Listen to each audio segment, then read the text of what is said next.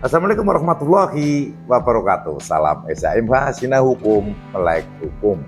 Pemirsa SHMH Sinah Hukum Melek Hukum yang berbahagia, sebangsa dan setanah air dimanapun Anda berada.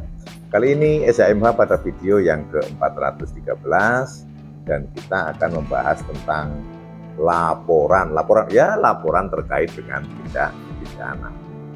Namun sebelumnya akan saya sampaikan keadaan atau semacam permasalahan yang ada terjadi. Jadi masih banyak menurut saya masyarakat yang beranggapan bahwa orang yang melaporkan adanya tindak pidana itu adalah orang yang menjadi korban langsung atau dirugikan langsung. Tapi ini saya garis bawahi menurut saya. Bahkan juga ada juga sebagian mungkin walaupun mungkin tidak banyak pemahaman dari aparat penegak hukum juga seperti itu. Jadi misalnya seperti ini, ada kasus tawuran gitu kan, ada kasus tawuran atau pencurian sepeda motor gitu kan. Kemudian yang melaporkan, Mas kamu kan korbannya, silakan laporan ke kantor polisi kan gitu. Kemudian pertanyaannya, apakah yang bukan korban itu sebenarnya itu dapat atau tidak tuh yang melaporkan, walaupun dia bukan korbannya, dia bukan pemilik motor kan.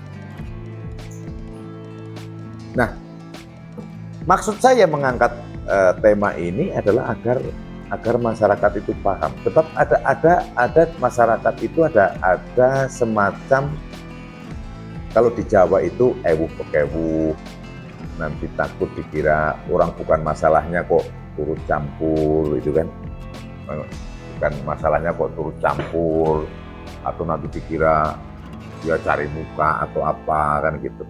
Namun demikian menurut saya kebudayaan melaporkan adanya tindak pidana itu perlu, walaupun yang melaporkan bukan korban. Contoh, ada penganiayaan dilaporkan, walaupun mungkin yang menjadi korban penganiayaan itu tidak melaporkan, apapun itu alasannya.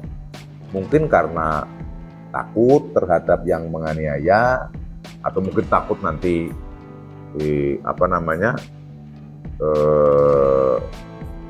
diancam di belakang oleh yang penganiayaan juga, atau mungkin juga dia tidak mau ribet, padahal luka bonyok-bonyok gitu kan. Atau mungkin dia, kalau anak itu biasanya kalau anak-anak ABG atau remaja itu dianiaya pura-pura jatuh karena takut sama bapak ibunya. Namun dengan adanya tidak diperhatikan tentang budaya melaporkan tindak pidana itu, sehingga banyak sekali tindak pidana yang tahu-tahu meletus besar. Contoh, geng. Anak nongkrong geng itu sering di rumah-rumah. Beberapa contoh ada kok, rumahnya itu menjadi markas itu, bahasa saya, rumah bapak ibunya tahu, ibunya tahu, anaknya dengan teman-temannya paling nongkrong di rumahnya itu kan. Tapi faktanya karena mungkin belum paham sebetulnya ada apa toh yang dimaksud dengan laporan, akhirnya tidak melaporkan. Tahu-tahu anaknya jadi geng, kelompok sini mencari lawan kelompok geng yang lain. Nah, ini yang saya harapkan dari tema kali ini, budaya menumbuhkan budaya melaporkan tindak pidana. Kalau membaca atau memperhatikan apa sih laporan, itu ada ketentuannya kok, itu ditentukan oleh KUHP, dalam hal ini Undang-Undang Nomor 8 Tahun 1981, diatur pada pasal 1 angka 24 KUHP berbunyi seperti ini.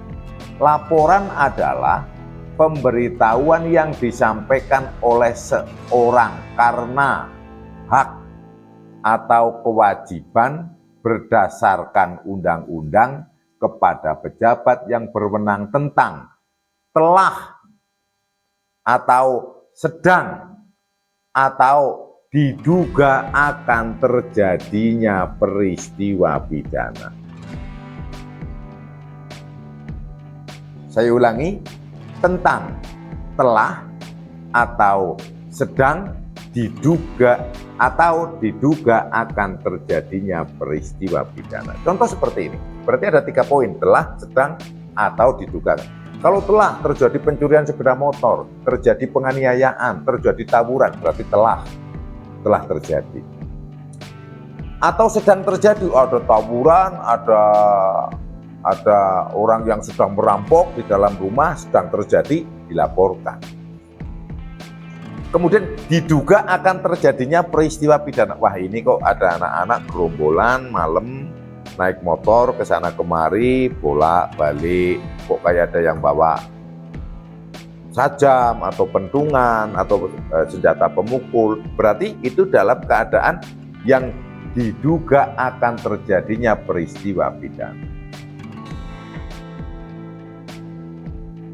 Kemudian, wah tapi nanti Pak, kalau posisinya tidak terjadi tindak pidana, saya dianggap laporan palsu atau pencemaran nama baik. Nah, memang kadang ada juga yang memelintir seperti itu untuk mengancam, untuk mempresur, menakut-nakuti orang yang melapor. Nah, adanya keadaan seperti inilah kadang ini kan, saya akan pakai pengacara, akan laporkan balik gitu. Nah, padahal undang-undangnya seperti ini, diduga akan terjadinya peristiwa pidana. Mau rombongan kan nampaklah orang yang nongkrong karena mau berniat baik, mau arisan, mau kondangan, kan berbeda dengan orang-orang yang posisinya nongkrong tapi akan melakukan tawuran. Saya pikir juga saya memperingatkan juga, menyampaikan juga kepada pihak-pihak termasuk pendekat hukum, mungkin advokat itu ya, jangan kemudian sedikit-sedikit melaporkan ancaman bohong. Dan untuk yang akan melaporkan masyarakat saya pikir tidak perlu takut, karena dasar hukumnya jelas, diduga akan terjadinya peristiwa pidana. Yang namanya diduga akan terjadinya peristiwa pidana berdasarkan pemikiran siapa? Berdasarkan pemikiran masyarakat itu sendiri karena kewaspadaannya. Wah, itu overthinking, bisa dikatakan begitu, karena untuk mencegah kok. Daripada nanti dia masyarakat diam, tahu ada akan tindak pidana, karena ada kebiasaan bahwa yang melaporkan belum tentu terjadi, kemudian dilaporkan balik takut, ya kan? Akhirnya tidak melaporkan, tahu-tahu beng, sehingga tidak terjadi kebudayaan melaporkan tindak pidana. Namun hukumnya jelas. Hukumnya jelas, diduga akan terjadinya peristiwa pidana, itu pun boleh dilakukan laporan. Laporan oleh siapa? Seorang karena hak atau kewajiban berdasarkan undang-undang. Berarti ada 2. Pada intinya setiap warga negara adalah memiliki hak untuk melaporkan tentang telah, sedang, atau diduga akan terjadi tindak pidana. Dilindungi jelas oleh undang-undang, dilindungi jelas oleh negara, sehingga tidak perlu takut lagi kalau akan melaporkan sesuatu didugaan tidak pidana. Andaikan itu tidak terjadi, apakah itu saya yakin, seyakin-yakinnya tidak akan bisa ditutup walaupun dilaporkan balik. Ya kan? Yang dimaksud laporan ini resmi kepada pejabat yang berwenang. Kalau melaporkannya ke medsos, guys, ada orang guys kayaknya mau nyolong mangga ini guys, foto cepet, ya beda. Itu bukan laporan, itu kan di medsos. Jelas ketentuannya kepada pejabat yang berwenang. Pejabat yang berwenang siapa? Tentunya dalam hal ini yang terkait dengan penyelidikan dan penyidikan tindak pidana, Polri. Kan seperti itu. Bisa dipahami ya sampai sini ya, sehingga jangan perlu takut kalau ada laporan, wah diancam laporan balik, tidak perlu takut. Dan bisa, kalau memang ada rekan-rekan SHMH yang keadaannya melaporkan dugaan akan tindak pidana kok kemudian dilaporkan balik, bisa komunikasi dengan saya melalui kolom komentar. Pasal 108 ayat 1. Setiap orang yang mengalami, melihat, menyaksikan, dan atau menjadi korban peristiwa yang merupakan tindak pidana berhak untuk mengajukan laporan atau pengaduan kepada penyelidik dan atau penyidik baik lisan maupun tertulis. Jadi memang dalam hal ini korban berhak. Namun demikian, dilanjutkan, saya ini ada mengajukan laporan atau pengaduan kepada penyelidik dan atau penyidik baik lisan maupun tertulis. Kita akan berbicara laporan dulu, kalau yang pengaduan akan saya bahas di video selanjutnya, sehingga tidak tumpuk gitu ya pemahamannya.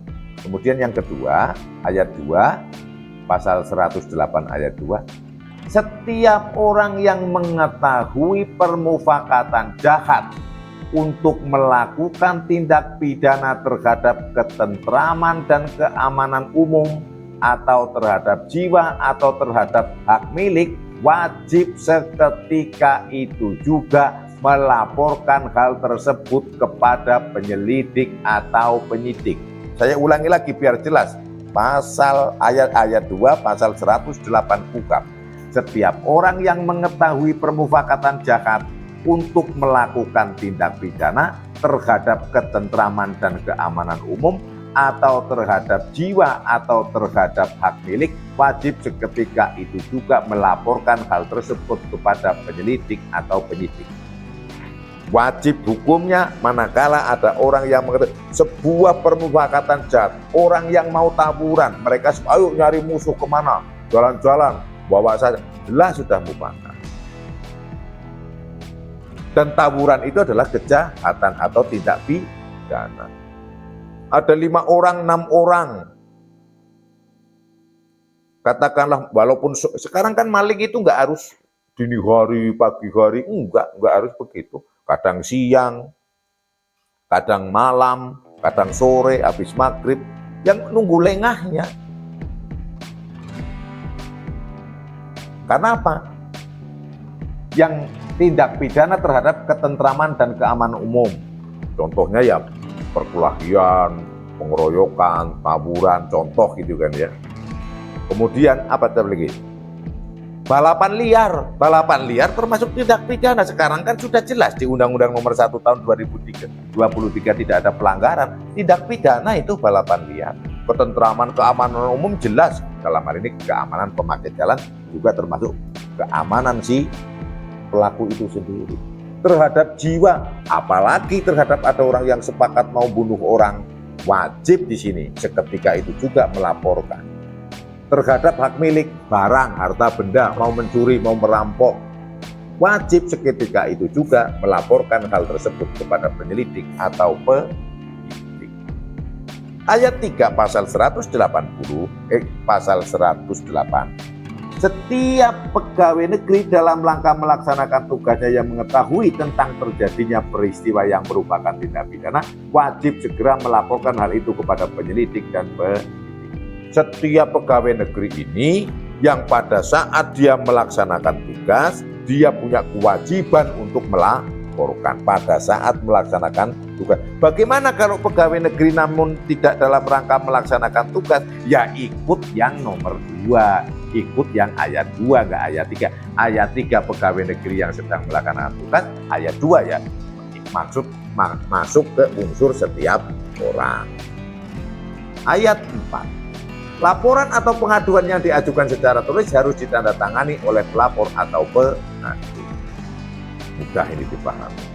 Ini kewajibannya tidak penyelidik maupun penyidik, karena salah satu kewajiban penyidik dan penyelidik itu adalah menerima laporan atau pengaduan.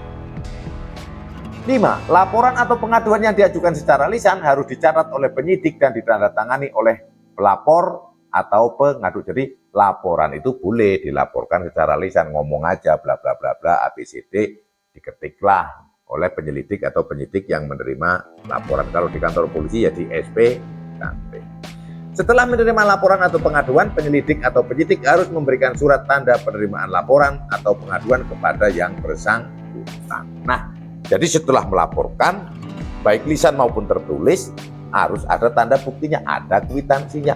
Mengapa? Sebab penerimaan laporan oleh petugas yang berwenang adalah merupakan sebuah pelanggaran. khianat. Siapa yang dilayani? Masyarakat. Demi apa? Demi kepentingan umum dan ketentraman umum. Maka dengan adanya bukti itu adalah sebagai bukti bahwa yang bersangkutan telah melaporkan dan yang laporan adalah yang bersangkutan telah melaporkan si masyarakat dan si pihak berwenang telah menerima laporannya masing-masing. Sehingga wah tidak ada laporan, wah ada laporan, wah nggak jelas ini laporan, sehingga tidak, bahasa mudahnya tidak buang-buangan, tidak ngeles.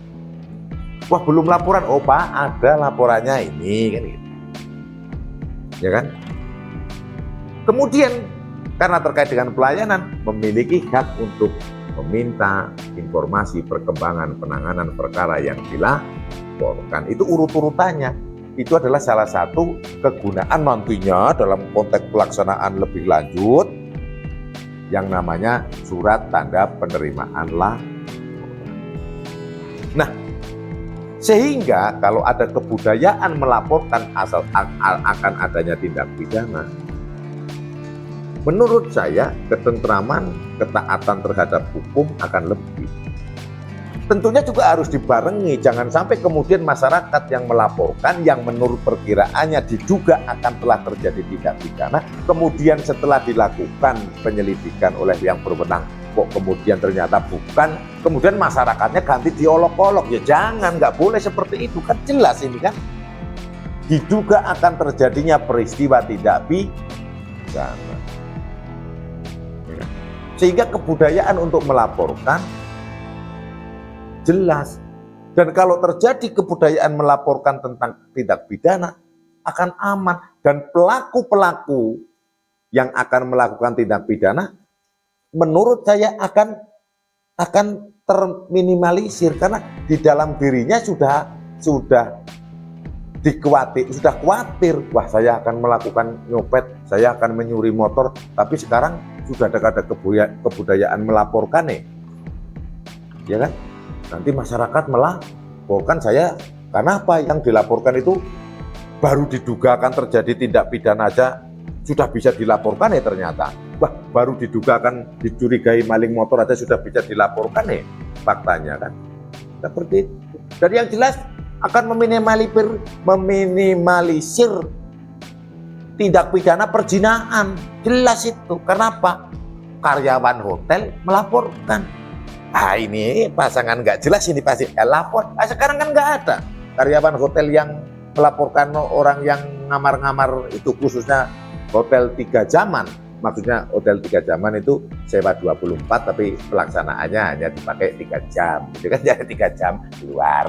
Masuk jam 9, jam 12 keluar kan itu. Mana? Nggak ada kan yang melaporkan. Karena apa? Belum terjadinya budaya melaporkan tindak pidana. Sekali lagi akan saya sampaikan pasal 108 ayat 2. Setiap orang yang mengetahui permufakatan jahat untuk melakukan tindak pidana terhadap ketentraman dan keamanan umum atau terhadap jiwa atau terhadap hak milik, wajib seketika itu juga melaporkan hal tersebut kepada penyelidik atau penyidik. Kewajiban. Namun kalau yang ayat 1, setiap orang yang mengalami, melihat, menyaksikan atau menjadi korban peristiwa yang merupakan tindak pidana berhak. Nah, jadi kalau karyawan hotel termasuk yang berhak melapor. Sehingga kalau karyawan hotel melaporkan, ya pasti perzinaan pasti minim. Mau di mana? Ya kan? Wah, karyawannya nanti laporan, ya kan? Walaupun itu delik aduan, ya delik aduan nggak apa-apa dilaporkan. Kan delik aduan gunanya nanti untuk pada proses penuntutan. Tapi yang jelas di pasal ini, perzinaan termasuk tindak pidana dan siapapun memiliki hak untuk melaporkan. Mudah-mudahan di Negara Kesatuan Republik Indonesia muncul kebudayaan, dapat terbentuk kebudayaan melaporkan tindak pidana. Tindak pidana apa saja? Perjudian, tawuran, penganiayaan, pencurian, penipuan, perjudian, korupsi, illegal mining, apa saja punya kebudayaan. Dan kepada masyarakat yang menonton SMK, faktanya di dalam Undang-Undang Nomor 8 Tahun 1981 melaporkan tindak pidana adalah bahkan diamanatkan oleh Undang-Undang Pasal 108. Itu yang bisa saya sampaikan, semoga bermanfaat. Apabila ada salah kata, salah ucap, mohon dimaafkan dan dimaklumi. Berikan juga saran, masukan yang membangun di kolom komentar untuk saya bisa lebih baik membawakan channel Sinau Hukum, Melek Hukum. Wassalamualaikum warahmatullahi wabarakatuh. Terima kasih.